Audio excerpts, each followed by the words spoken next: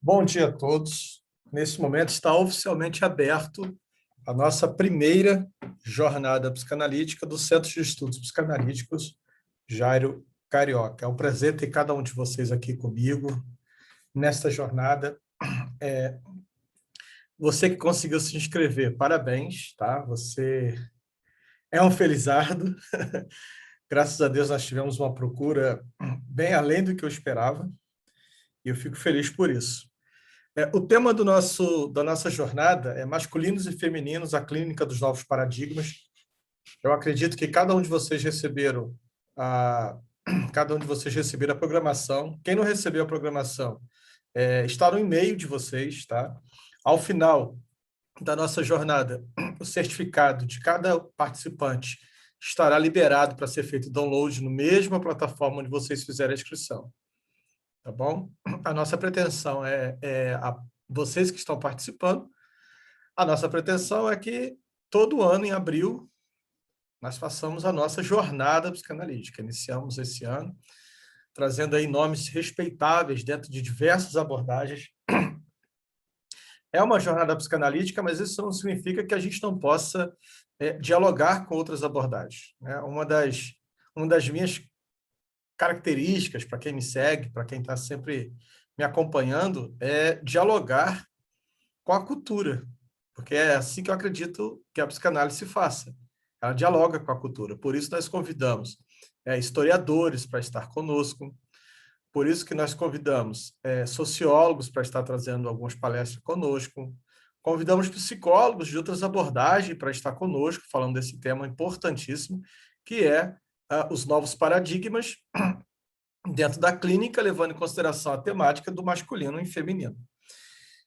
Para Freud, e ele acrescenta isso em 1915, numa nota, nos 3 ensaios da teoria da sexualidade, ele diz o seguinte: é indispensável deixar claro que os conceitos de masculino e feminino, cujo conteúdo parece tão inambíguo à opinião corriqueira, figura entre os mais confusos da ciência. Então, para Freud havia uma confusão conceitual sobre o que é ser masculino e o que é ser feminino. Nós estamos atravessando tempos, né, um tempo político, de muito conflito, principalmente nessa temática daquilo que concerne ser feminino e naquilo que concerne ser masculino. E a clínica psicanalítica, ela traz aí uma implicação nesses dois conceitos, né? Onde a visão de homem, será que ela precisaria estar aderida ao masculino? E uma visão de mulher precisa estar necessariamente aderida ao feminino?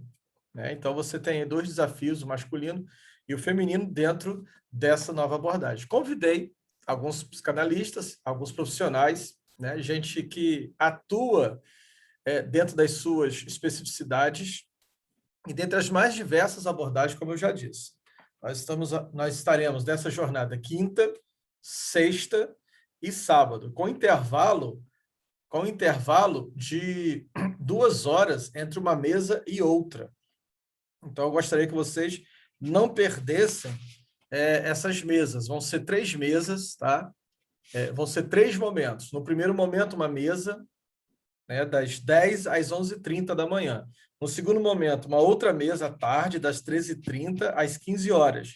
E o terceiro momento, vem uma conferência. Aí já não é uma mesa, aí é uma conferência que começa às 17h e termina às 18h30. Ou seja, há um intervalo de 2 horas entre cada evento. Outro detalhe é que cada evento será filmado. Será gravado. Isso é muito legal, porque eu estaria disponibilizando depois para os participantes essas gravações. Então, cada evento será gravado. É um evento, é uma coisa que a gente não pode perder, né? É uma coisa única. Os conferencistas são pessoas, todos os palestrantes são amigos muito queridos, gente com quem eu dialogo. Você viu, eu passei a semana toda tranquilão. Hoje eu estou aqui com a garganta tossindo. Eu acho que é o nervosismo. O psicanalista também fica nervoso, viu, Joana? A gente também fica assim, igual a Poliana, toda hora mexendo o cabelo. É que não dá para mexer meu cabelo porque eu não tenho cabelo bonito, igual o dela, né? Todo cacheado, tudo bonito. Mas a gente fica nervoso também, tá? Hoje, na quinta-feira, nós teremos o conferencista, um professor muito querido, o professor Rodolfo Berg. Amanhã, como conferencista, nós teremos a Lucimar Felisberto e no sábado nós estaremos terminando com o Ronald. A programação está toda escrita, gente. Está tudo lá na plataforma que vocês fizeram a inscrição. Tá? A coisa, assim, está mais bonita do que eu acreditava que ficasse, porque a plataforma me ajudou bastante. Então, nós iremos começar, né? Estamos começando, nervoso. Eu também fico nervoso, tá? E o tema da nossa mesa, dessa mesa de abertura... Você é humano, né? O tema, nessa hora eu queria ser meu gato. Tá ali deitadinho, quietinho, de boa. O tema da nossa mesa é o tema de abertura, masculinos e femininos, a clínica dos novos paradigmas. E, é claro, a gente não poderia deixar de abrir um evento como esse, uma jornada psicanalítica como essa, sem falar daquilo que nos causa muito desconforto. Para não dizer transtornos, para não dizer traumas, né? Para não falar que amplia as nossas neuroses e, de vez em quando, coloca a gente também assim um pouquinho no caminho das psicoses, que são os relacionamentos, que são as conjugalidades, né? A psicanálise sempre atuou bastante nessa temática das conjugalidades, dos relacionamentos, na questão do amor. Ah, como é conflituoso o amor, né? Freud vai dizer que sem ele a gente talvez não conseguiria viver, mas com ele a gente tem conflito à beça. Inclusive, ele diz que ninguém está tão vulnerável do que aquele que ama. Então, na fala do psicanalista Jacques Alain Millet, né, só é possível falar de amor onde houver a aceitação do risco. Então, para falar desse tema, né, eu estarei abrindo, né, você que não me conhece, eu sou o organizador do evento, tá? Meu nome é Jário Carioca, eu sou um poeta dos conflitos, né? Sou psicanalista, já com atuação, já vou para a minha segunda década de atuação enquanto psicanalista, aqui no Rio de Janeiro, que é onde eu atuo. Sou coordenador do Centro de Estudos Psicanalíticos, né? Também sou escritor, com alguns livros já lançados, inclusive na próxima sexta-feira eu quero já convidar você para estar comigo no lançamento do próximo livro, do meu próximo livro, que está lindo, sobre masculinidade, pela editora Conquista. Eu sou organizador desse livro e tenho o prazer de ter algumas pessoas que estão nesse evento como co-escritores comigo, co-autores comigo, entre eles a Cláudia Freitas, de Fortaleza, que está escrevendo que escreveu um capítulo belíssimo sobre a questão da saúde masculina, né? O homem que não se cuida, o homem de ferro. Entre eles, o palestrante Valdemir, que estará conosco às 13h30, que está escrevendo um capítulo sobre a questão da paternidade negra. A Célia Penso, psicanalista do Rio de Janeiro, que vai estar falando que nesse capítulo fala sobre o declínio da paternalidade.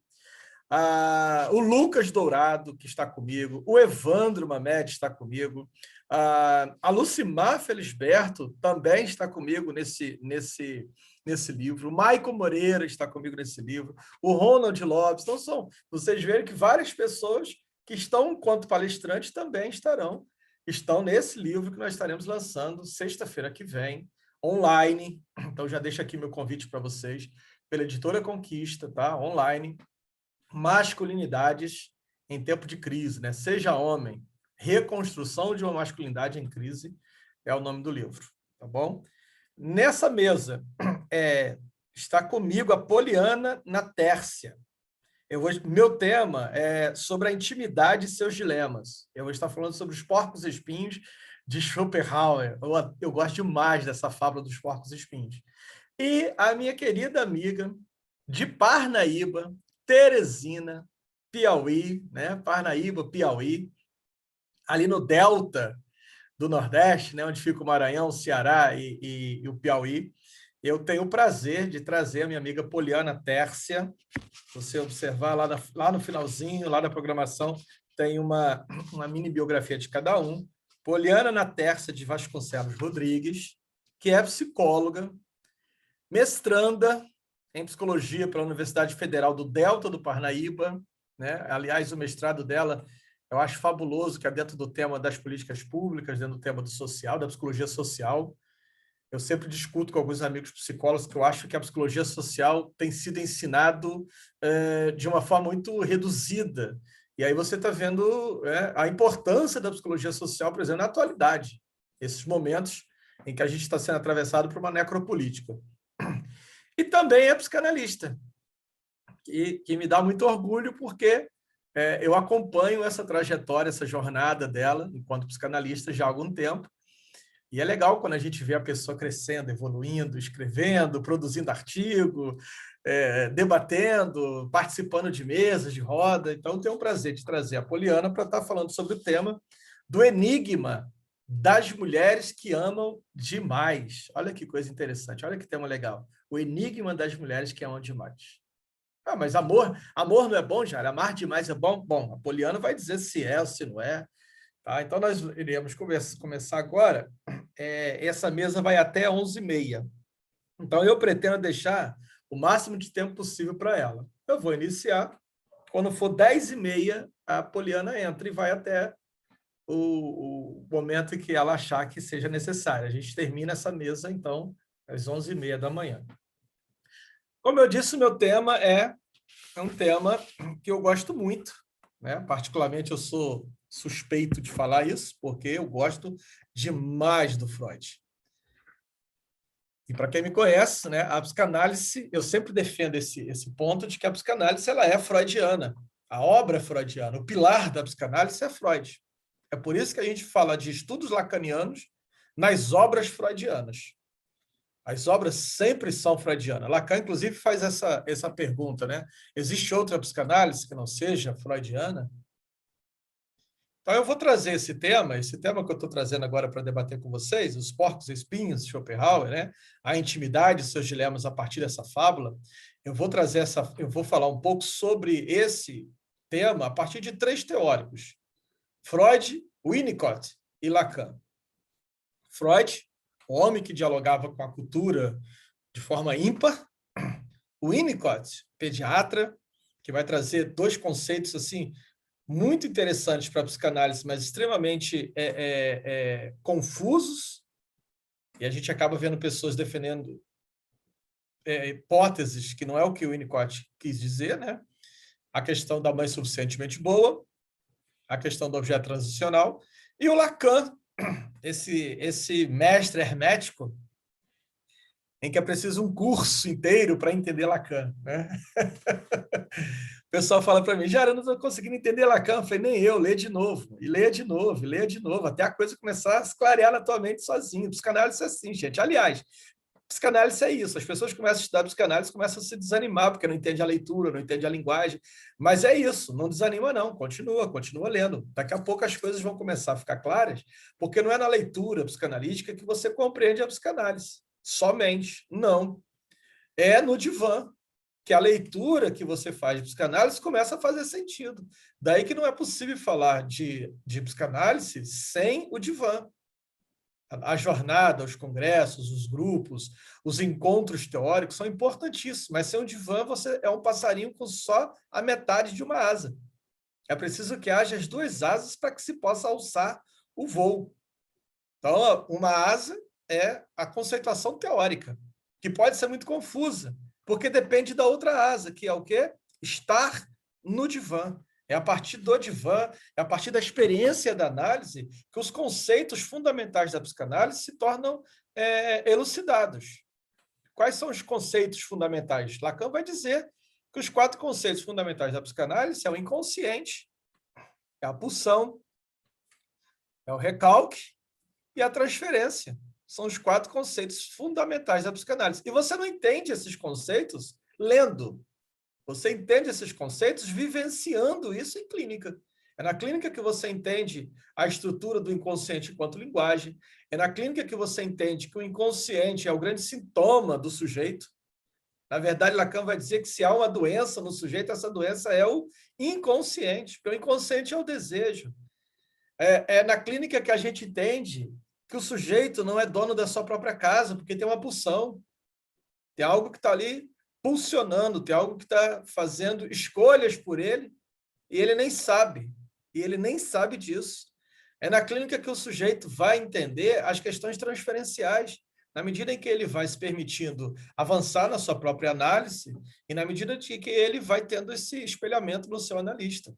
E é na clínica que o sujeito entende também as questões do recalque. Então, assim, são duas asas. Uma asa, a leitura, o estudo, a participação, e a outra, aquilo que acontece com você na clínica. Essa é a questão crucial da psicanálise. No que diz respeito ao nosso tema, que é exatamente sobre o dilema da intimidade, e a intimidade tem os seus dilemas, eu não poderia começar esse capítulo sem iniciá-lo com uma citação poética. A poesia, ela está para a psicanálise como divã. Freud afirmou que, quando ele chegou com a psicanálise, os poetas já haviam chegado antes. Então, é impossível falar de psicanálise sem falar de poesia. Até porque, como vai dizer Lacan, o inconsciente se traduz como poesia. Isso implica que todo psicanalista seja poeta. Né? Psicanalista, eu sempre falo isso, psicanalista que não gosta de poesia precisa rever a sua posição enquanto psicanalista, porque o inconsciente se lê enquanto poesia, ou seja, é do campo da subjetividade, é do campo da linguagem, de uma outra linguagem, daquilo que se quer dizer, mas não tem palavras. É o que Lacan vai dizer, que ele prefere um discurso sem palavras, é o discurso poético. O que é a psicanálise? Psicanálise é hermenêutica, psicanálise é interpretação, psicanálise é poesia. E aí eu queria citar a poetisa Molly Peacock, que é uma poetisa inglesa, é que ela diz o seguinte: é preciso haver espaço no amor para ódio. É preciso haver espaço no amor para o ódio. Então, esse é o meu tema, é aqui que eu quero falar com vocês. Abrindo espaço no amor para o ódio. Parece conflituoso isso, né? Abrindo espaço no amor para o ódio. Bom, o primeiro biógrafo de Freud foi Ernest Jones, seu amigo, psicanalista durante toda a vida, né? E um dos grandes amigos de Freud, um daqueles que foi analisado pelo Freud. E na biografia dele, ele fala de quase 2.000 peças que Freud tinha no seu consultório, de peças oriundas da arqueologia. Freud era um profundo amante da arqueologia. E ele tinha, então, peças que ele ganhava de diversos amigos. Mas uma das peças que chama muita atenção é aquele que Freud tinha na sua mesa, em frente para ele, que era um presente que ele ganhou de um amigo, né, de um psicólogo americano, que é o Stanley Hall, na ocasião em que Freud fez uma visita aos Estados Unidos. A única vez que Freud foi aos Estados Unidos, ele ganhou de presente, então, de um psicólogo estadunidense, um porco-espinho de bronze. Freud tinha na sua mesa um porco-espinho de bronze voltado para ele. O Ernest Jones vai dizer, então, que esse presente se deu por causa de uma fala de Freud, em que ele afirma, né, o Ernest Jones afirma que Freud disse que estava indo para a América ver um porco-espinho selvagem e fazer alguma coisa ali com as suas conferências. Então, essa é a frase, né, de Freud. O que é que eu estou indo fazer na América? Eu estou indo falar um pouco de psicanálise para um grupo de porcos-espinhos selvagens. E aí o psicólogo estadunidense, então, deu esse porco-espinho de presente para ele. A coisa do porco-espinho em Freud é tão enigmática que Freud, escrevendo o seu texto Psicologia das Massas e Psicologia do Eu, ele cita a fábula do porco-espinho. A fábula do porco-espinho não é de Freud, é de um filósofo que Freud gostava demais, que é o Arthur Schopenhauer, o filósofo do pessimismo. E Freud gostava demais de Arthur Schopenhauer. Então, eu vou contar a história, né, dessa fábula que está no livro de Schopenhauer. O livro é Parerga e Paralipomena, uma palavra grega, né, que significa introdução, Paralipomena. Nesse livro, que foi o último livro escrito por Schopenhauer, ele vai trazer a seguinte história. Um grupo de porcos-espinhos perambulava no dia frio de inverno. Para não congelar, os animais chegavam mais perto uns dos outros. Mas no momento em que ficavam suficientemente próximos para se aquecer, começava a se espetar com seus espinhos. Para fazer cessar a dor, dispersavam-se, e aí perdiam o benefício do convívio próximo e recomeçavam a tremer. Isso os levava a buscar novamente a companhia um dos outros, e o ciclo se repetia, em sua luta para encontrar uma distância confortável entre o emaranhamento e o enregelamento. Essa história, para Freud, é uma aula sobre os limites. Nem tão próximo que a gente não se fira, e nem tão longe que a gente não morra de frio. É uma história sobre limite. Quando a gente fala sobre conjugalidade, quando a gente fala sobre relacionamento, a gente está falando sobre limites. Os limites que precisam existir dentro das nossas conjugalidades, dentro dos nossos relacionamentos. Ninguém vai afirmar, Freud, que ninguém tolera uma aproximação íntima demais. Ninguém consegue tolerar uma aproximação íntima demais, sem que com isso não se toque em algum espinho, sem que com isso não haja ferimentos. A psicanálise, ela, desde Freud, ela vem mostrando, né, que a questão do amor é uma questão muito espinhosa. Freud falou sobre amor, Winnicott falou sobre amor, Bion, Klein, Lacan, todos os grandes psicólogos falaram sobre o amor, e todos eles são uníssonos em dizer que sobre o amor não há outra forma de falar que não seja uma fala espinhosa, né? Como vai dizer Freud, ninguém está tão vulnerável quanto aquele que ama. Mas não se pode amar com armaduras. É preciso retirar as armaduras, é preciso se permitir ser ferido pelo outro, se a gente quer de fato experimentar essa coisa chamada amor.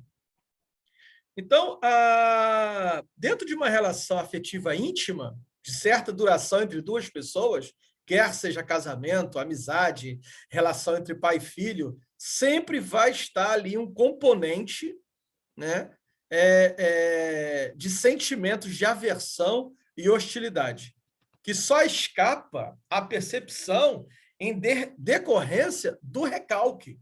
É quando o sujeito vai na clínica e descobre que tem dentro do seu amor um espaço para o ódio, que ele não percebe no dia a dia, porque o recalque reprime. Pum, vem o mecanismo de defesa e pum, reprime aquilo. Quando o sujeito deita no divã, é que ele se percebe que dentro do amor dele tem um espaço ali para a aversão. E isso é importante, é isso que eu estou tentando trazer para vocês. Grave bem o tema, é preciso haver espaço no amor para o ódio. E quem vai trabalhar melhor isso é o psicanalista Donald Winnicott, porque o próprio Freud, a gente precisa entender, quem me acompanha nos áudios, eu tenho um canal de podcast chamado Freud Tá On. Quem me acompanha no meu podcast sabe que eu estou sempre tentando mostrar, a partir de diversas outras leituras, que a psicanálise ela é freudiana, mas ela se estende para além de Freud. Então, a gente também traz críticas ao modelo freudiano de enxergar as coisas, porque Freud é um sujeito do seu tempo. E como sujeito do seu tempo, ele é um patriarca do velho mundo. E como um patriarca do velho mundo, ele traz, mesmo sendo o Freud, ele traz na sua fala, na sua escrita, no seu olhar, alguns resquícios dessa patriarcalidade. Entre eles, Freud acreditava que a única exceção para a hostilidade dentro do amor era a relação entre mãe e filho, que ele enxergava pelo viés do narcisismo. Então, ele dizia que a única exceção para essa hostilidade, para essa aversão dentro da relação amorosa, era a relação entre mãe e filho. Mas aí vem o Winnicott, tempos depois, e diz, olha, Freud está dizendo isso porque ele é um patriarca do velho mundo. Ele está falando aqui de uma sociedade vienense, burguesa, elitizada, né? Eu tenho um áudio no meu podcast onde eu falo sobre a relação do trabalho, né, pelo viés ocidental, a ideia do trabalho no viés ocidental, atrelado à questão da repressão da sexualidade feminina. E aí eu mostro que, a partir de Totem e Tabu, quando Freud fala da família do complexo de Édipo, Freud está falando de uma única família, a família nuclear, burguesa, elitista, branca, lá de Viena. E aí Marcuse vai trazer uma crítica sobre isso, né? Mas isso aí está lá no áudio. Freud está on, siga meu canal. Então, o Winnicott vai falar que a relação entre os pais e filhos também é uma relação de amor e ódio. E é preciso que haja espaço, eu vou repetir isso dezenas de vezes, é preciso que haja espaço no amor para o ódio. E aí, no artigo clássico de Lacan, desculpa, no artigo clássico de Winnicott, que é um livro aqui no Brasil que recebeu o título Da Pediatria à Psicanálise, o Winnicott vai listar 18 razões pelos quais uma mãe super amorosa pode odiar o seu filho. 18 razões pela qual uma mãe super amorosa pode odiar os seus filhos. Bom, procure aí o livro do Winnicott, né, da Pediatria à Psicanálise, é o título que recebe aqui no Brasil, onde o Winnicott vai estar falando desse tema. Nesse artigo, por exemplo, um desses ódios, né, uma dessas formas de odiar está na questão da mudança do corpo da mulher durante a gravidez e o parto. O bebê representa um risco ao corpo feminino. As mudanças, as coisas todas. A coisa de levantar de madrugada para dar mamar, a coisa da criança que você acabou de trocar a fralda da criança, a criança vai lá e inaugura a fralda nova. Então, são várias situações que causam irritação, são várias situações que causam estranhamento, aversão, hostilidade, e que isso é normal. É isso que o Winnicott está dizendo. Olha, a mãe suficientemente boa não é a mãe perfeita, fizeram uma leitura errada sobre isso. A mãe suficientemente boa não é a mãe perfeita, não é aquela que só ama incondicionalmente. Isso não existe, né? Para Winnicott, a mãe suficientemente boa era aquela capaz de reconhecer a realidade desconcertante de que o amor, mesmo para o seu bebê, é ambivalente. E que aquelas que abraçam essa realidade desconcertante são aquelas que estão propensas a terem menos probabilidade de prejudicar a criança do que aquelas que negam isso. Ou seja, todas as mães que abrem dentro do seu amor espaço para o ódio têm menos propensão a prejudicar os filhos do que aquela que o amor é incondicional e não tem espaço, que ela recalca e fala, olha, não, meu amor é condicional, condicional, descondicional. Então, para Winnicott, a mãe suficientemente boa era aquela que abria espaço no seu amor para a aversão. Isso é muito interessante. As definições de amor, agressão, intimidade, privacidade, elas variam imensamente conforme a cultura, o momento histórico e a classe social. E isso é importante a gente dizer, enquanto analista, que é uma jornada psicanalítica para psicanalistas, embora nem todos sejam psicanalistas, né? Mas é importante a gente trazer esse ponto, porque um psicanalista ele precisa estar atento à cultura de cada analisante. É por isso que o Lacan vai dizer, né? Sejam como eu, não façam o que eu faço. Essa fala de Lacan é fantástica. Seja como eu, não façam o que eu faço, mas cada um coloque um pouco de si nesta psicanálise que você pratica. Então, isso é importante, você entender a questão cultural, a questão da intimidade, privacidade, da agressão, conforme a cultura, o momento histórico, né? E a classe social de cada pessoa. No banquete de Platão, e Freud vai citar o Banquete de Platão no início dos 3 ensaios da teoria da sexualidade, ele começa citando o mito de Aristófanes, que é muito conhecido porque é um diálogo onde Sócrates se reúne com um grupo de amigos para jantar, e aí Sócrates faz uma pergunta para eles: o que é o amor? O que é o amor? Né? E a resposta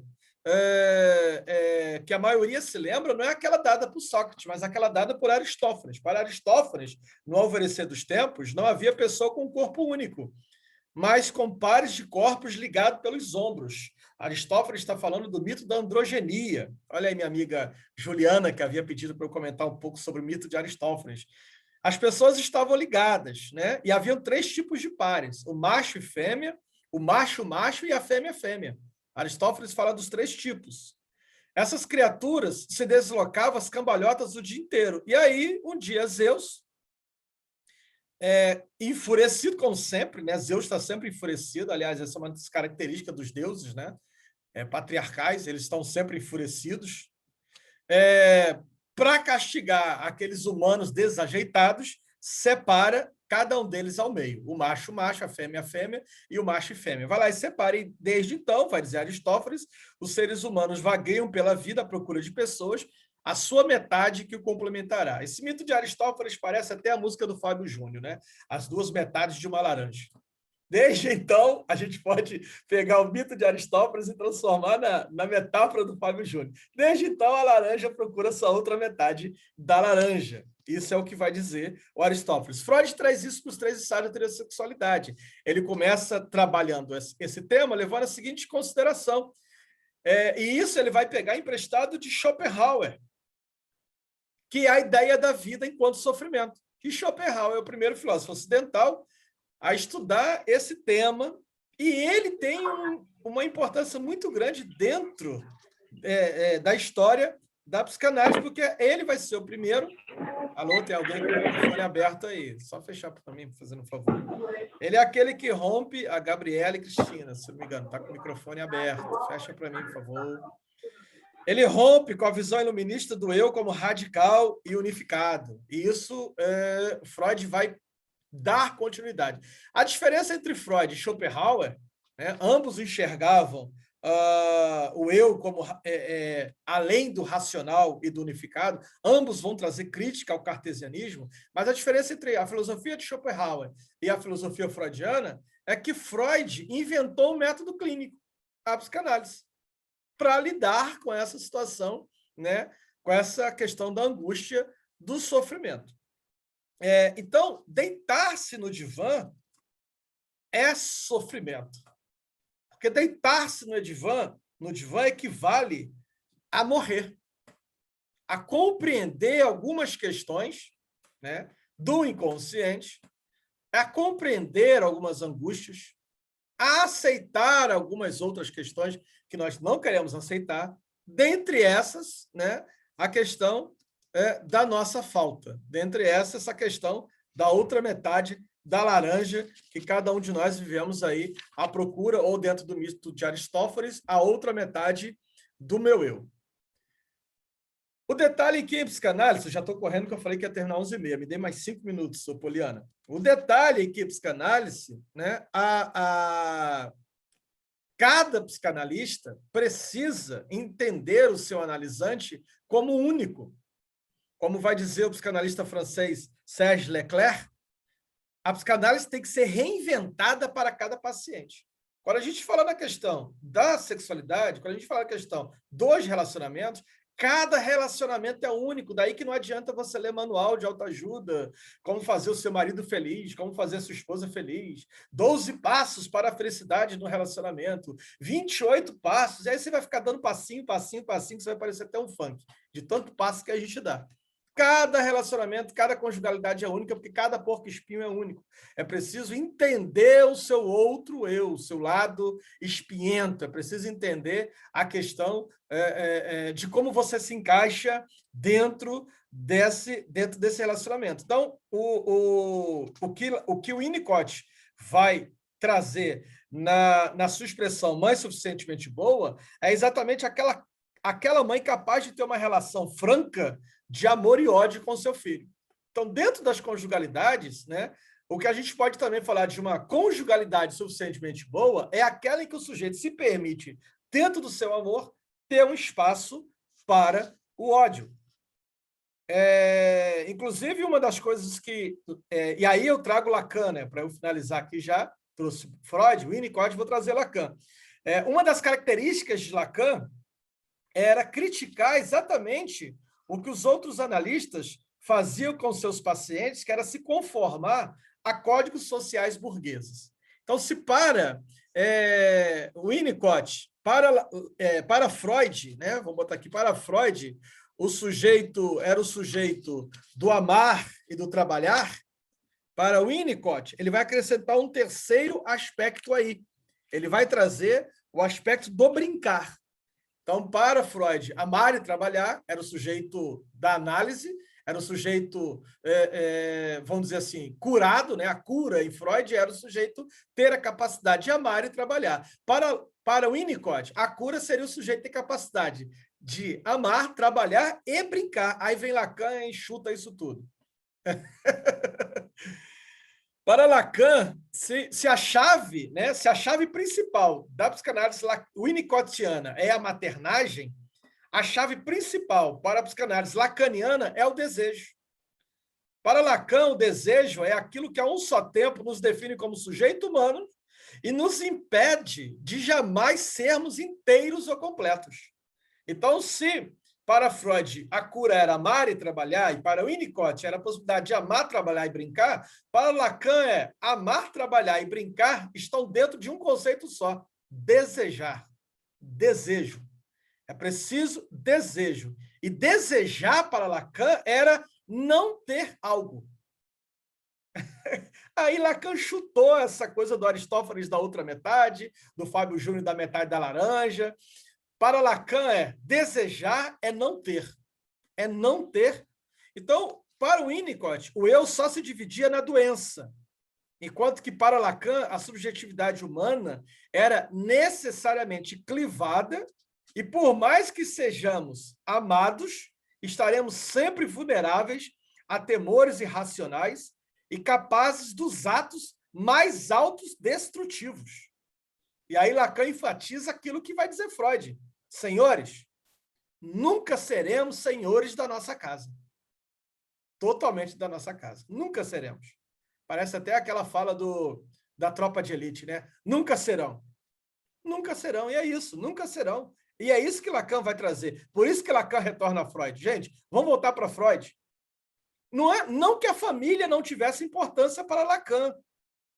Né? Não que a família não tivesse, mas a concepção da influência dela, da influência da família em Lacan, ia muito além da unidade nuclear. Se para Freud havia uma importância do Édipo, se para Winnicott era a mãe, para Lacan eram 3 gerações. Olha como é que Lacan expande essa coisa da influência familiar. Para ele, e hoje você tem a psicologia, por exemplo, a psicologia transicional e a psicologia das constelações familiares, né? Que vai falar sobre a questão da transmissão intergeracional da psicopatologia. Gente, Lacan já falava isso muito antes das constelações familiares, de tudo isso está falando aí. Toda essa galera dessa moda aí falando de uma coisa que Lacan já dizia há muito tempo. Ele insistia que os analistas precisavam compreender 3 gerações para compreender o sintoma do indivíduo. 3 gerações. Então, não basta eu ter aqui, vou pegar a Cláudia, que é uma amiga, como exemplo. Eu preciso também entender a mãe e a avó da Cláudia. 3 gerações para poder compreender. A mulher, a psicanalista junguiana, Clarice Spíncula, no livro dela, Mulheres que Correm com os Lobos, ela vai enfatizar a necessidade de 3 gerações de mulheres para você compreender aquela mulher. 3 gerações. E aí, a partir disso, que Lacan vai trazer um aforismo muito famoso, que é: a relação sexual não existe. O que Lacan está dizendo é que não existe, né? Ou seja, Lacan não está querendo dizer que a possibilidade de se apaixonar, do apaixonamento entre 2 pessoas e o deleite do prazer sexual não exista. Não é isso. O que Lacan está dizendo é que a relação sexual que a maioria de nós anseia, aquela relação aristofânica da outra metade, a relação do Fábio Júnior, da metade da laranja, essa relação ideal dos seres humanos clivados que se tornam-se inteiros, é isto que não existe. Então, a visão de mundo winnicottiana começa por uma bem-aventurada união mamãe-bebê. Para Lacan, nunca houve uma união perfeita com a mãe, de modo que o reencontro romântico para ela, para ambos os sexos, só pode trazer uma satisfação imperfeita. E aí Lacan fecha dizendo o seguinte: somos aqueles que se sabem faltosos. Somos aqueles que se sabem faltosos, são sequer capazes de amar. Somos aqueles que sendo faltosos, são sequer capazes de amar. O que há de mais, e aí Lacan vai continuar, né? Que o que há de mais reprimido nas sociedades ocidentais é a realidade da nossa mortalidade, daí a importância do divã. É no deitar do divã que a gente diz, eu vou morrer. É no divã que o sujeito morre. É no divã que o sujeito se encontra faltoso. É no divã que o sujeito se percebe incapaz de um amar todo. E é no divã que o sujeito aprende que é preciso haver espaço para o ódio dentro do amor. Em Winnicott, encontramos uma visão de mundo benevolente e uma confiança no aprimoramento. A crença em que as famílias sadias e felizes são possíveis, em que a humanidade pode mudar para melhor. Em Lacan, nós reencontramos o pessimismo freudiano, o sentimento de que há algo fundamentalmente intratável na existência humana, o que torna palavras como saúde extremamente suspeita, porque para Lacan, a grande doença é o inconsciente. Obrigado aí pela companhia de cada um de vocês, tá? E eu quero trazer agora a minha amiga Poliana Natércia para dar continuidade com esse tema, que é o tema dela, sobre mulheres que amam demais. Poliana, é tudo teu, querida. Bom dia a todos. Jairo, falar depois de você é complicado, viu? Como já fui apresentada, muito bem apresentada, meu nome é Poliana, sou psicóloga formada pela Universidade Federal do Piauí, atual UFDPA, Universidade Federal Delta do Parnaíba, sou mestranda em psicologia por essa mesma instituição, e diferentemente do Jairo, que já está aí com suas 2 décadas de jornada psicanalítica, né, de caminhada psicanalítica, eu costumo falar que eu estou engateando. Sou psicanalista em processo de formação pelo Instituto do Professor Jairo, e ocupar essa posição hoje é um desafio, não apenas pelo fato de ainda estar iniciando essa jornada, mas pela responsabilidade, né, de abraçar, né, um pouquinho desse legado que o professor Jairo iniciou aqui na cidade. Sou muito grata pela confiança. E, né, se o saber é suposto, então a gente toma esse lugar, né, e tenta construir alguma coisa a partir disso. E como ele já expôs, o tema, né, que ele propôs para a discussão, o enigma das mulheres que amam demais, eu costumo falar que eu gosto de me ater à significação da palavra, eu gosto de pensar a palavra. E quando a gente pensa, né, no enigma das mulheres que amam demais, a gente pode pensar em 3 enigmas: o enigma da mulher, o enigma do amor e o enigma da compulsão. Então, é a partir desse viés de analisar um pouquinho, de pensar um pouquinho acerca dessas concepções na psicanálise, que eu proponho a nossa discussão. Vocês fiquem à vontade para fazer algumas colocações também. Como o professor Jairo também já falou, né, um pouquinho difícil também falar de Lacan, eu tentei me aventurar por isso, mas já antecipo, né, assim como Lacan, eu sou freudiana, tá? Então, a gente vai tentar construir alguma coisa a partir disso, né? Então, eu acho importante a gente pensar, né, como que a mulher, o tema da mulher ganhou espaço dentro da psicanálise, né? Como que a mulher ela foi inserida como um sujeito a ser pensado, repetir os enigmas, né? O enigma do amor, o enigma da mulher e o enigma da compulsão, né? Que é mostrado nesse excesso, né, do chamado amar demais. Mais à frente a gente vai ver um pouquinho disso. Então, a gente pensar na mulher e como que ela foi inserida, né, no campo de estudo da psicanálise, e, sobretudo, nessa possibilidade de ser pensada junto com outras questões, com outras temáticas, como, por exemplo, o amor. Né, o amor que, para Lacan, é a base, o conteúdo de todo o processo analítico, né? Aliás, não se faz outra coisa em análise se não falar de amor. Freud, na sua obra, ele não tem um algo específico para falar de amor, não tem um conceito fechado para falar de amor, mas a gente se depara na obra freudiana, em diversos momentos, quando ele fala a respeito do amor, e algo que eu acho que resume bem o amor em Freud, é o fato de ele falar que a gente ama para driblar a nossa condição de desamparo. Então, a gente pode começar a pensar o amor um pouquinho a partir desse lugar. Eu também gosto de falar bastante de Naso, né? Sempre quando alguém me pede alguma indicação de leitura, assim, né, para poder ter uma compreensão a respeito, eu sempre cito Naso.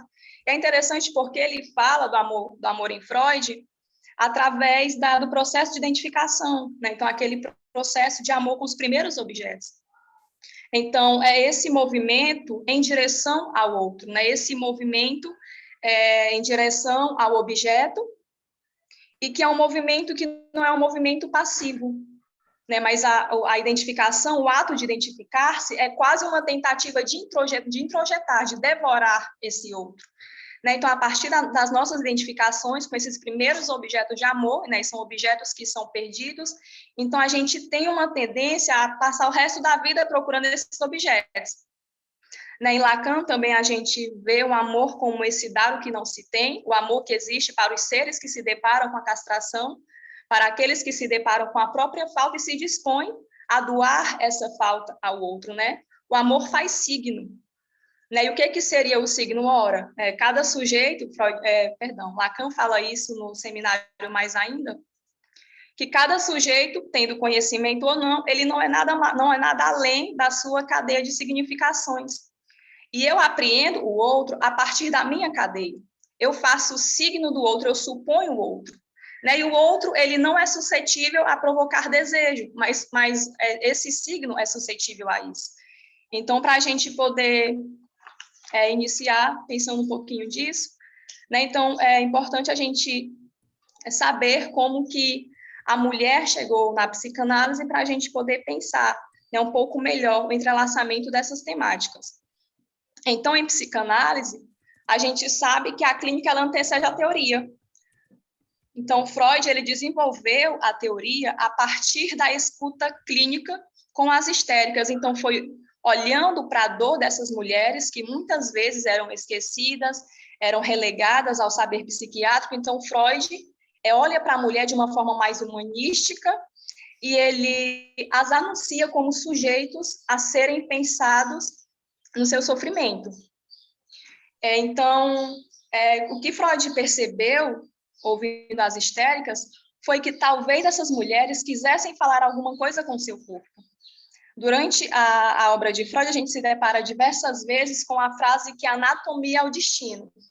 E ele fala dessa anatomia para poder explicar que tem alguma coisa dessa anatomia que chega ao psiquismo, falando de subjetivação, mas eu gosto de pensar que a anatomia é o destino, adaptando isso ao contexto, né, ao momento social que essas mulheres nasciam, e de certa forma, né, se nascia mulher com essa inscrição genital no corpo, assim digamos, então a anatomia era um destino para um silêncio, era um destino para esse esquecimento, né? Então, Freud também, ele diversas vezes, ele meio que questiona a capacidade feminina de sublimação, mas, ora, a mulher não tinha espaço para sublimar, a mulher não tinha espaço na sociedade, a mulher não tinha espaço na cultura.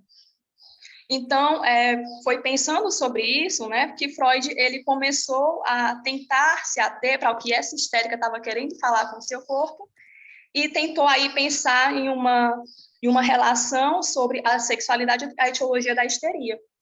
Então, a partir disso, a histeria ela deixou de ser vista como uma doença de mulher e passou a ser uma possibilidade de pensar os relacionamentos e a submissão, que era exatamente o que acontecia com essas mulheres, era exatamente isso que o corpo dessas mulheres anunciava. Então, e é interessante que essas mulheres, né, esses sujeitos que deram para Freud, né, esse embasamento para o desenvolvimento da teoria, a gente percebe que elas foram ficando em segundo plano na obra de Freud, não porque ele não tentasse, mas porque ele chegou a um ponto que ele não conseguia apreender. Ele não conseguia falar da mulher. E a gente se depara na obra... Gente, perdão, meu gatinho. Ele desde cedo que está tentando participar, só um minuto. Eita, rapaz. Os gatos sempre são muito bem-vindos aqui nos nossos encontros. Então, prosseguindo, perdão.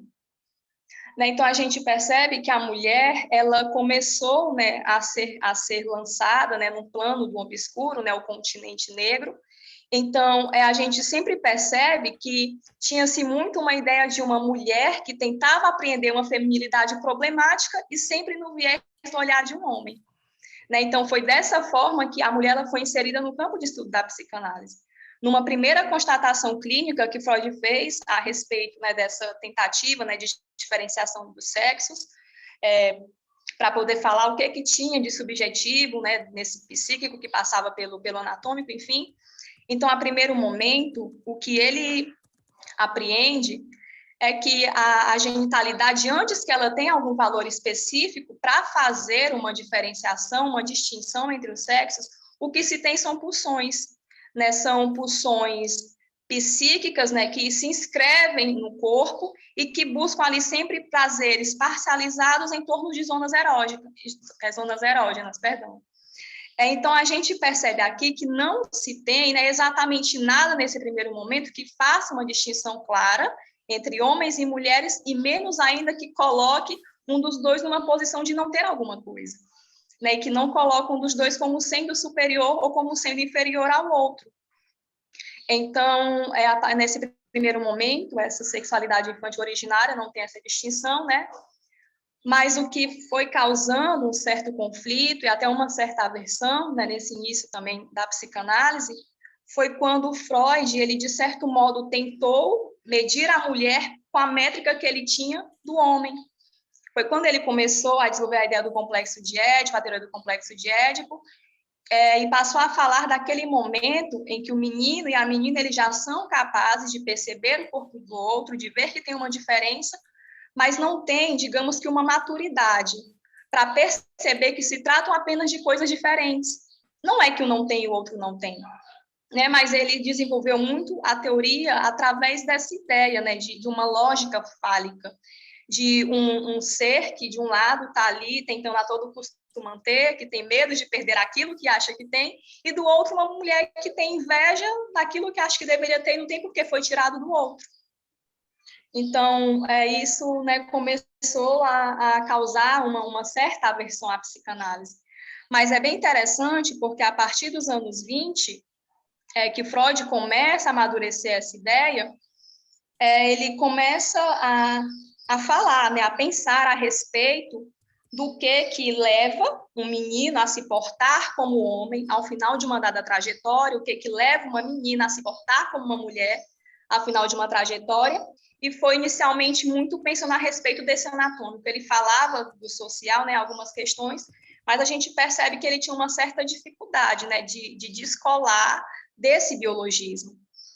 E aí, nos anos 20, né, ele escreve os textos da organização sexual infantil, da dissolução do complexo de Édipo, algumas consequências psíquicas da distinção anatômica, e esses textos eles foram bem interessantes, porque eles foram estudados, né, e debatidos, sobretudo por mulheres, que começaram a ler esses textos, né, e se apresentaram na psicanálise a partir de proporcionar alguma coisa que fugisse apenas daquela ideia de um orgânico.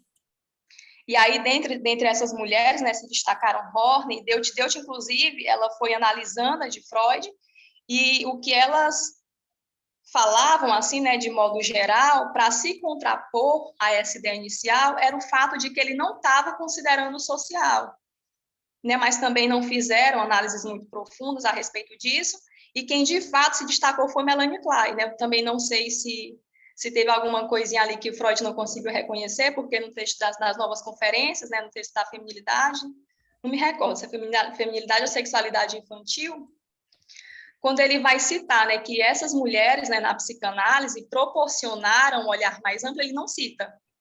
né? Ele vai citar apenas as outras duas, e aí ele fala, mas ainda assim ele se prende, né? Alguma coisa dessa ideia de ter ali uma figura paterna que tem uma função maior no desenvolvimento desse psiquismo, e ele chega, inclusive, né, a falar que talvez ele não tivesse conseguido apreender mais sobre esse universo, né, obscuro, por conta de se colocar sempre numa função paterna para o imaginário dessas mulheres. E que talvez, assim, né, com outras mulheres, através do seu trabalho, tanto de escuta clínica quanto no seu trabalho com o divã, talvez elas tivessem mais sensibilidade para poder acolher essas mulheres, fazer uma função materna, como se dependesse apenas de uma sensibilidade. E aí é interessante porque a Melanie Klein, ela chega na psicanálise, né, e ela mexe ali em tudo aquilo que Freud começou de uma forma bem interessante. Então, né, se Freud ele falava que esse desenvolvimento psíquico ele era centralizado por uma figura paterna, o que a Melanie Klein é trazer a mãe para o centro desse desenvolvimento. E sim, Freud, a gente tem uma pulsão, que tem uma fonte e um objetivo, mas não tem um objeto pré-determinado. A Melanie Klein muito facilmente encontra o objeto e fala que é o seio materno. E que esse objeto segue na vida ali do lado ali o tempo todo, promovendo afetos, promovendo angústias. Então, foi bem interessante porque a partir dessas discussões das mulheres na psicanálise, né, falando do seu próprio desejo, falando do seu próprio gozo, ele escreveu nesses dois últimos textos, como eu citei, o da feminilidade, da sexualidade feminina, onde ele conclui que não é da alçada da psicanálise descrever o que é a mulher, já que é uma tarefa irrealizável desvendar o enigma do feminino e desbravar esse continente negro. Eu acho maravilhoso. Então, ele conclui, né, o texto da feminilidade falando que se vocês quiserem aprender mais sobre as mulheres, interroguem as próprias experiências ou perguntem aos poetas. Então, ele começou a perceber que se tinha alguma coisa na mulher que escapava a essa possibilidade de apreensão. Né? Tinha alguma coisa ali no feminino que não passava, né, simplesmente pelo corpo ou pelo social. Então, quando Freud ele fez os seus últimos escritos, gente, se eu estiver falando rápido, vocês pontuem, tá? Então, vai dando para compreender até aqui, também pontuem, por favor. Então, quando Freud ele, né, deixou os seus últimos escritos, né, falando sobre essa temática, o que ele fez foi deixar um equivalente a algo ativo e a algo passivo. Então, ele associava, né, o feminino, a mulher, como alguma coisa passiva, né, o homem como alguma coisa ativa, mas falando, né, sobre as possibilidades sociais. E alguma coisa que também poderia passar pelo corpo, alguma coisa que também poderia passar pelo organismo. E a gente fala de mulher, a gente fala de feminino, mas é importante a gente ter em mente que em psicanálise, né, os temas de estudo sobre mulher e sobre feminino são discussões que não se equivalem. Falar do feminino é, na verdade, falar das bordas da psicanálise. É falar dos limites, né? Falar daquilo que não dá conta, né? Não dá conta da mulher. Não é nada dá conta da mulher, é ilimitada, né? Então, falar de feminino na psicanálise é falar sobre essa questão que foi retomada por Lacan. Então, Lacan, ele nessa tentativa de aclarar esse enigma da feminilidade, o que ele faz é propor, né, o que ele chama de uma ordem da sexuação. Então, a ordem da sexuação em Lacan, que faz aí essa separação, né, entre o feminino e o masculino, não fala de algo anatômico, né? Na verdade, a ordem da sexuação, ela é uma posição que existe para seres falantes. Né? Então, é uma posição de feminino e masculino, que tanto homens quanto mulheres podem ocupar, porque se trata de uma relação com o próprio gozo. Né? Então, o gozo masculino, nessa relação masculina com o gozo, ela está muito entrelaçada a um gozo fálico, né? Aquela ideia inicial de ter alguma coisa. E o gozo feminino, né, estaria relacionado a ser o gozo não todo, né? Aquele gozo suplementar, o gozo outro. Então, a mulher, por mais que ela tenha acesso ao gozo fálico, ela tem acesso a um outro tipo de gozo, que é cada mulher que conta como é que é o seu. E da onde foi que Lacan tirou isso, né? Então, já falei, né? Sou freudiana, mas de uma forma geral, Lacan, ele escreve esse gozo masculino através da ideia de uma regra a uma exceção. Então, é nessa gramática que ele fala, né, que ser homem, né, ter esse gozo masculino, diz respeito a uma identificação com um grupo que tem como limitações o falo. Por quê? Porque se trata de um grupo identificado com aquela ideia, né, que Freud fala lá no Totem Tabu, daquele pai primitivo, aquele pai que é castrador, aquele pai que não se submete à falta. Então, o grupo dos homens, ele é formado, né, por esse grupo que tem essa ideia de ter ao menos um elemento não castrado, que não passa pela lei, que não se submete à lei, e que funda esse grupo de homens. Né? Então, que funda essa ideia de masculino. Então, o masculino, o homem, é um grupo fechado, né, que as fronteiras dele são delimitadas pelo falo. Então, se trata aí de uma exceção mítica, né, de uma ideia de um super-homem, assim, de uma coisa fantasiada que proporciona ao homem fazer gozo. Então, é dessa forma que Lacan inscreve essa gramática do gozo masculino. Já na escritura da feminilidade, não se tem, né, uma possibilidade para simbolizar esse gozo através de uma ideia universal. Então, a mulher, por ela não estar toda, né, por ela ser não toda nessa posição fálica, então ela tem acesso, né, a esse gozo outro, a esse gozo suplementar. Então, a mulher, ela permanece na ordem do indizível para a psicanálise, o que dá à feminilidade esse ar de mistério, né, esse ar de possibilidades. Então, isso impede que exista uma classe de mulheres, e é nesse ponto que Lacan fala que a mulher não existe, né? As mulheres, elas são únicas e devem ser contadas uma a uma. Então, é importante falar que, quando ele fala que a mulher não existe, né, Lacan não está querendo negar a existência da mulher, não está querendo negar a existência da feminilidade. Na verdade, o que ele está falando é que a mulher, enquanto um ser ideal, enquanto ter um exemplo a ser seguido para fundar uma classe de mulheres, não existe. E é justamente nessa inexistência que a mulher, ela busca promover a sua existência. É exatamente aí que cada mulher, a seu modo, ela constitui a sua forma, né, de manejar o próprio gozo. Aí a gente se pergunta, né, tá, mas, né, como que essa ideia, né, desse gozo fálico, desse gozo não fálico, né, como é que isso é importante para a gente? Ora, isso nos chega na clínica através do repertório fálico. O que seria o repertório fálico? É exatamente estar preso a um desses extremos do ter ou do não ter, nessa dialética do ter ou do não ter. Ou, né, a mulher se prende a essa ideia de, eu tenho alguma coisa, né, e preciso reter para que esse outro não tome de mim, para que esse outro não tire, ou eu não tenho, e por não ter, vou continuar do lado desse outro para tentar conseguir o que ele tem, ou simplesmente porque ter qualquer coisa é melhor do que não ter nada. Né? Então, a psicanálise, ela vai buscar incidir sobre esse repertório fálico, né? Sobre essa forma que a mulher se relaciona com o seu próprio gozo, né? É um questionar o desejo, porque enquanto o desejo, ele nos movimenta, né? O desejo, ele nos faz deparar com a falta, e a gente continua ali seguindo, continua desejando por ter essa falta, o que o gozo faz atirar o indivíduo para esse acesso ilimitado. Né? Então, o indivíduo ali se mantém numa posição inerte, né, para não se deparar com aquilo que falta, para não ter que pensar, que assumir o seu próprio desejo.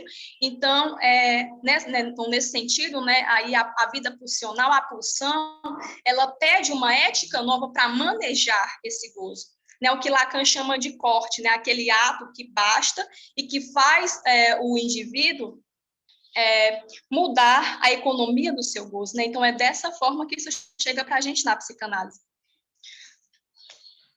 Perdão, minha garganta. Não tive muito bem da garganta esses dias, aí começa a falar. Mas seguindo, né? Então, a demanda feminina, ela consiste na subjetivação dessa castração. Então, na subjetivação nessa relação com essa falta a ser. Né? Então, quando essa falta, né, ela não é simbolizada, né, o que acontece é que a mulher fica presa, né, a essa ideia fálica e muito facilmente relega, né, o seu desejo, a sua vida, a sua condição, como se dependesse de um outro. A gente tá num momento social, num momento cultural, né, onde nós, enquanto mulheres, já temos mais possibilidade de ocupação, nós já podemos nomear o nosso próprio desejo, já podemos falar do nosso próprio gozo, mas, infelizmente, ainda se tem muito assim o imaginário, né, de uma mulher que ela é faltosa e que precisa de moldes. Eu gosto de uma frase da Rita Kell, no livro A Mulher Freudiana na Passagem para a Modernidade, eu acho que é isso. Onde ela faz uma leitura, né, sobre Lacan e sobre essa ideia do falo, né, sobre a mulher não ter alguma coisa. E ela fala que se de fato é para considerar, né, essa ideia fálica, então a mulher, na escritura, né, do corpo erótico feminino, a mulher é que não tem nada a perder. A mulher não é que não tem, né? Não tem o que perder, não tem nada a perder. E que esse nada a perder assusta. E é justamente por isso que se criam formas de tentar, né, de conter, né, de tentar dominar, de colocar limites nesse feminino que é ilimitado. Então, quando eu estava lendo, né, um pouquinho sobre a temática, eu me deparei com algumas coisas que me fizeram refletir. Vou compartilhar com vocês uma coisa assim, bem pessoal. Nesse livrinho aqui. Né? Os homens são de Marte, as mulheres são de Vênus. Não sei se alguém já conhece esse livro, né? Mas o Jairo falou sobre os manuais, né? Essa coisa dos relacionamentos. E, né, nesse livro, né, em específico, né, esse autor, ele intitula como Guia Prático para Relacionamentos, ele fala que é um manual, e ele parte da metáfora de que os homens, né, vivem no planeta de Marte, as mulheres vivem no planeta de Vênus, né, e lá em Marte, olha que interessante, lá em Marte eles valorizam o poder, a competência, a eficiência, a realização, e em Vênus se valoriza o amor, a comunicação, a beleza e os relacionamentos. O que é bacana, né? É bacana valorizar o amor, a beleza, os relacionamentos, né? Mas coloca muito essa ideia, né, de que para o feminino fica sempre essa questão do cuidado, essa questão do afeto. E eu falei que foi compartilhar uma coisa pessoal, né? Porque eu comprei esse livro, acho que está com uns 12 anos atrás, na minha adolescência. E quando eu estava pensando sobre essas questões, eu fiquei me perguntando o que é que eu buscava, né? Qual era o meu desejo quando eu desejei ter acesso a esse livro, né? Porque a gente sabe que nesse nosso processo de identificação, né, de nos tornar mulher, a gente muitas vezes faz isso. A gente relega isso ao outro, né? A gente segue numa crença de que esse outro sabe mais de nós do que nós mesmos, né? O que no processo de identificação, enquanto uma constituição do eu, é até interessante, né? Algumas vezes tem alguma coisa que acrescenta, mas o problema é quando a mulher ela se mantém presa, né? A essa ideia, quando a mulher se mantém alienada a esse outro. Então, quando a gente fala sobre as mulheres que amam demais, né, o enigma das mulheres que amam demais, a gente não está falando de uma coisa benévola, né, de algo que parte simplesmente do amor, que parte do cuidado, mas que, na verdade, fala a uma propensão a relacionamentos de codependência. Né? Então, né, esse tema, ele é tema e é título de um livro de uma terapeuta, ela é terapeuta familiar, terapeuta de casais, né, trabalhava com pessoas viciadas, né, alcoólatras, toxicômanos, e quando ela fazia a escuta com esses viciados e familiares, ela percebeu que, por vezes, a demanda de amor se estabelece como um vício, né, que essa demanda de amor, ela por vezes estabelece dessa forma, e que se tem uma ideia que o tanto que você ama depende da quantidade de sofrimento que lhe causa. Né? Então, foi ouvindo esses viciados, né, as familiares, e, sobretudo, as companheiras desses homens, que ela ouviu histórias onde fazia parecer que essas mulheres tinham vício em homens que fossem viciados em alguma coisa. Então, essas mulheres, quando elas começaram a falar das suas histórias de vida, se percebia muito, né, histórias de extremo sofrimento, como se tivessem passado por situações onde tiveram cuidadores codependentes, onde tiveram que ser cuidadoras desses seus cuidadores doentes, que tiveram que lidar com pais violentos, né, com pais alcoólatras, ou mesmo que passaram por situações de abuso, ou mulheres que muito cedo tiveram que trabalhar para cuidar dos irmãos, para sustentar a família. Enfim, é uma série de sofrimentos que fazia parecer que essas mulheres tinham facilidade para se prender a relacionamentos que perpetuassem, né, essa ideia, que perpetuassem esse padrão. Então, esse livro ele fez bastante sucesso, né, aqui no Brasil. Ele criou, né, um grupo chamado MADA, Mulheres que Amam Demais Anônimas. Eu achei bem interessante quando eu descobri isso, estudando sobre o tema.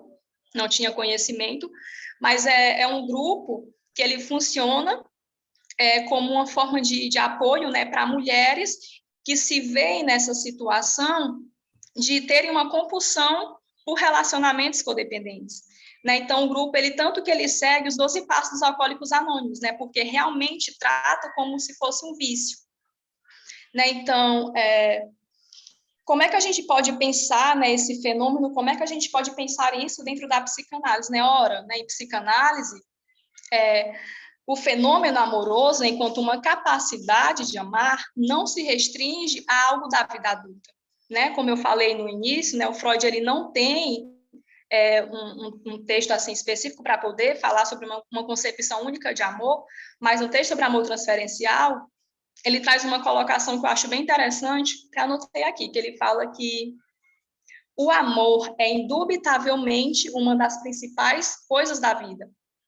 E nesse mesmo texto, ele faz uma alusão, fazendo referência as raízes infantis, né? Aquela que é realizada através dessas matrizes primitivas, né? Dessa relação com os primeiros objetos. Então, a relação de amor com os primeiros objetos, ela fica registrada no psiquismo.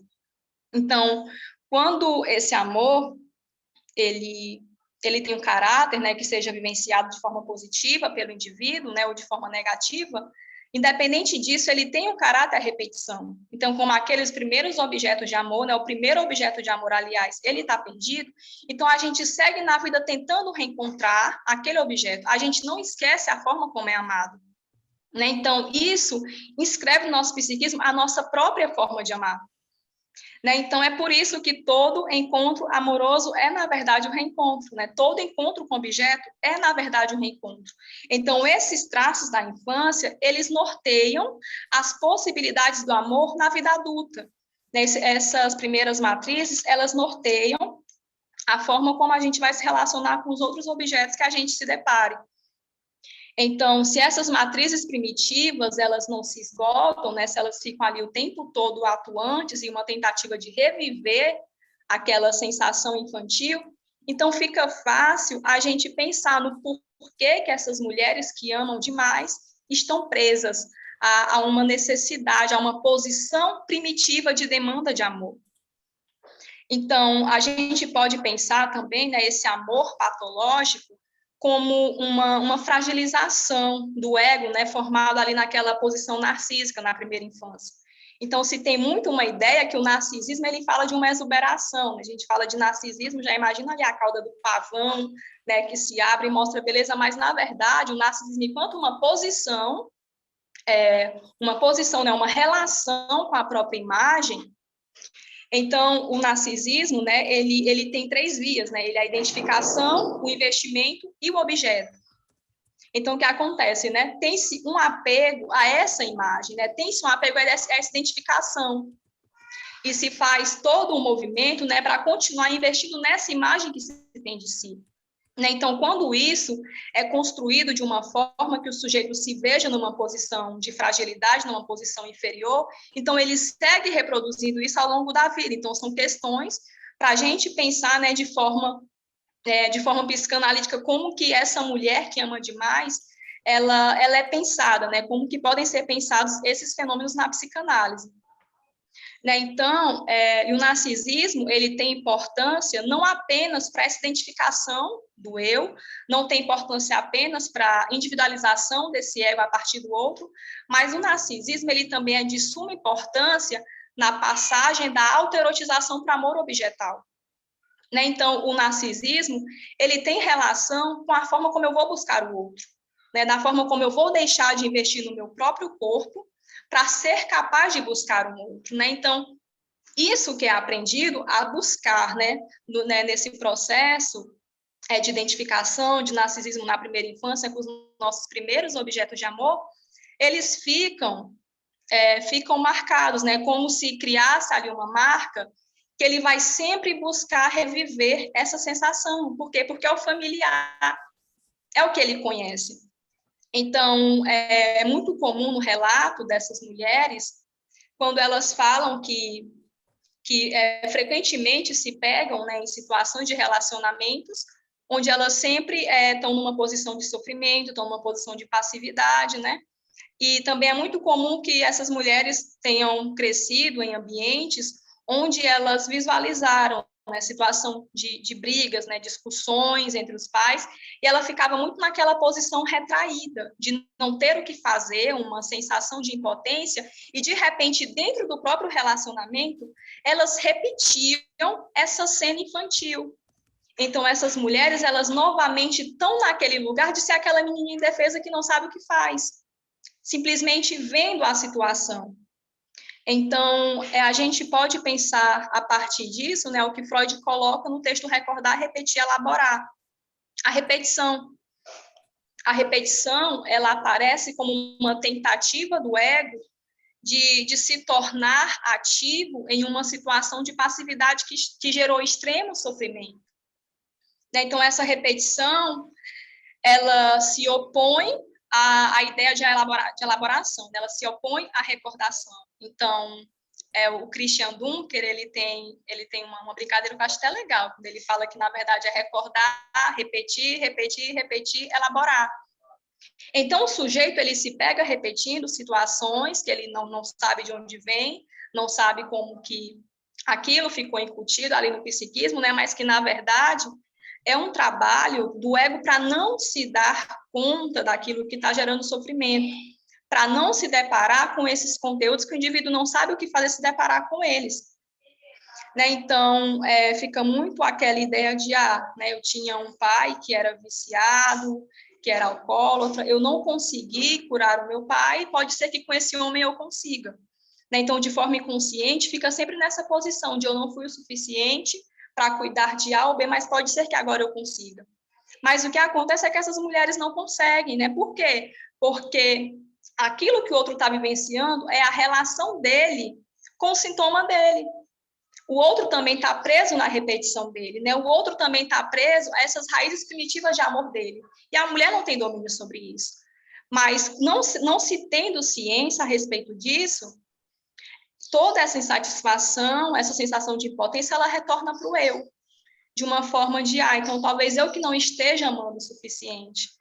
Né? Então, gera-se o ciclo onde essa compulsão, a repetição, ela aparece como uma expressão dessa dificuldade de sair daquela posição de passividade.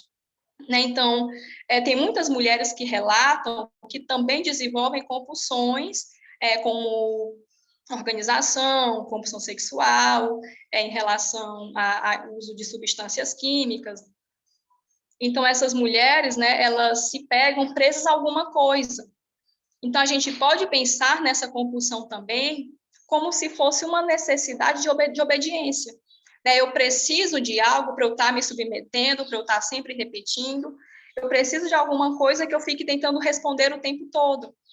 Né? E qual que é esse eu que a gente introjeta e fica tentando corresponder o tempo todo?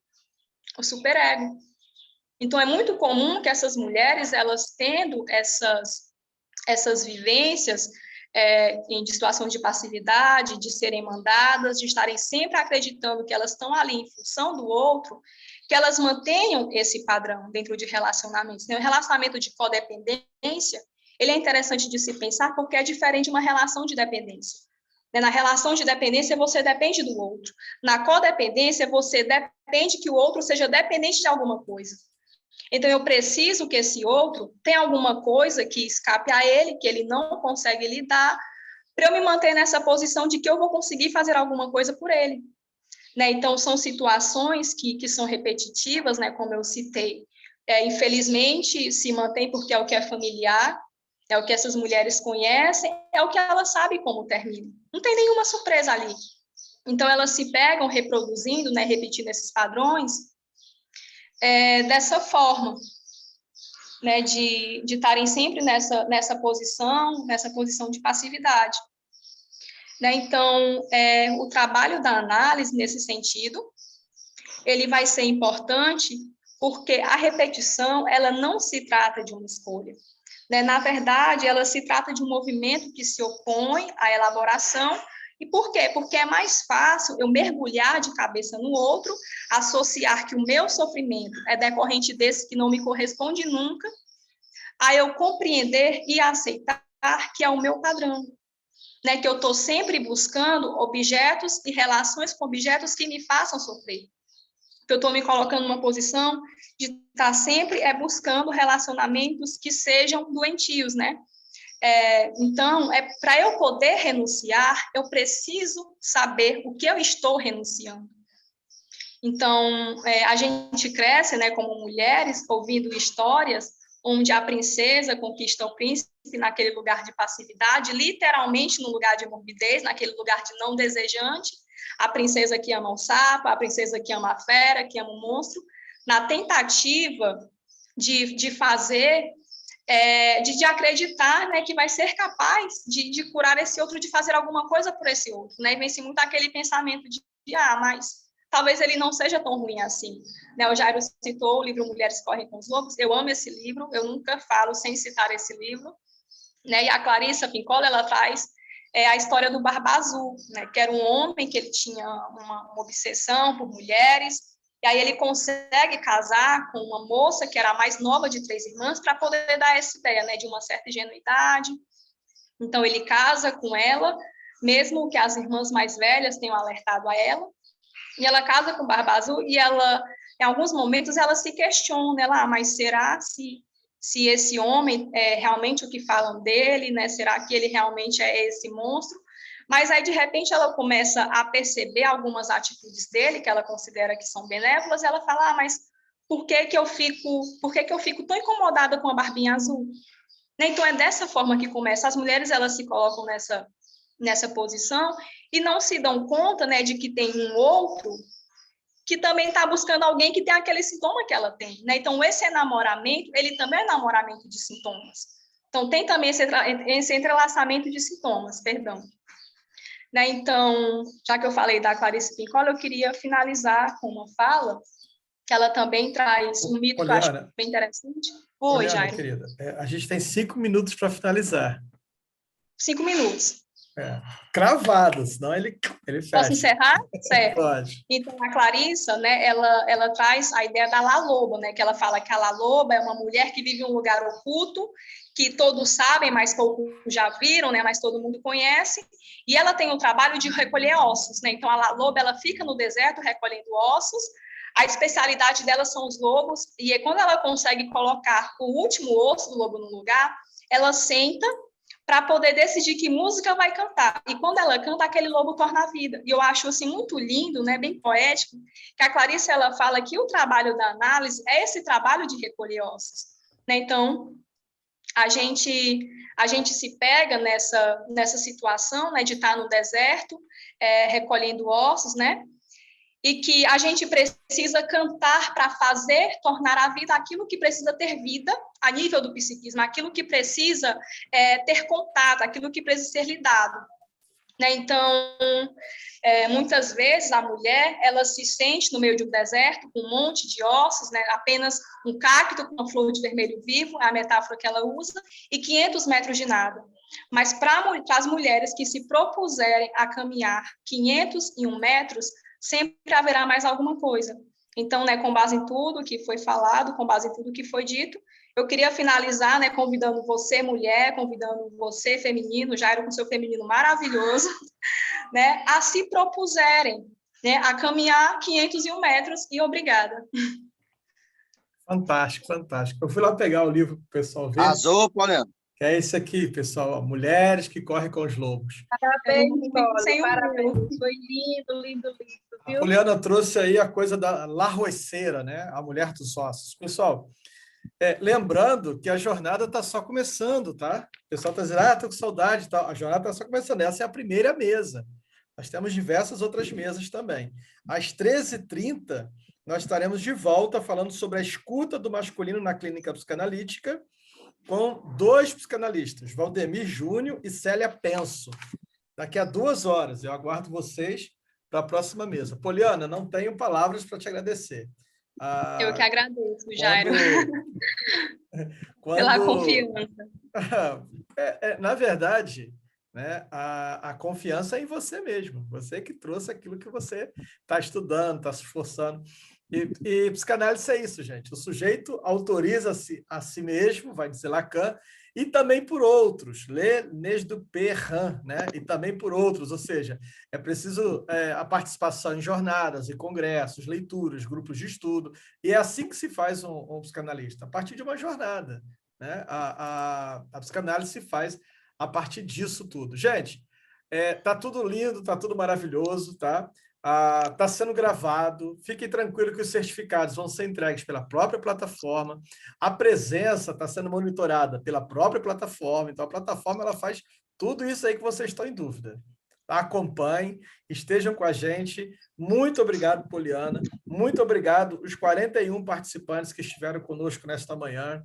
Nós chegamos ao número de 50, agora está se mantendo 36, mas muito obrigado pela participação de cada um de vocês e aguardo vocês para daqui a 2 horas, quando for às 13h30, na nossa próxima mesa.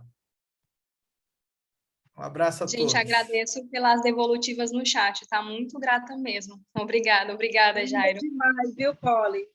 Domina muito. Eu tô aprendendo com quem, né, gente? Cuidado, vai me superar, viu? O aluno supera o mestre, viu? Olha aí. O mestre aqui é Freud, garoto. O mestre é Freud. Pelo menos todo o resto é aluno. Tá Um abraço a todos vocês e obrigado. Obrigada.